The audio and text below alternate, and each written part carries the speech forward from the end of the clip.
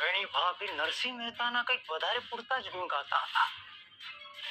કુંવરને કાબુમાં કરવા પહેલા નરસિંહને કાબુમાં કરવો પડશે. એ માણસ થોડો વિચારશીલ લાગે છે મને. એટલી જલ્દી હા નહીં પાડે.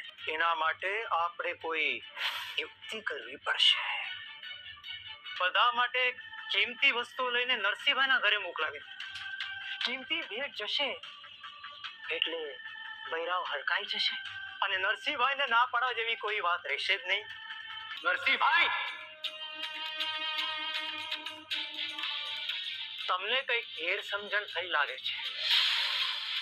પેલા ઓલા ભાઈએ મારા છોકરા પર હાથ ઉપાડ્યો એટલે મારા દીકરા એને ધક્કો માર્યો છે.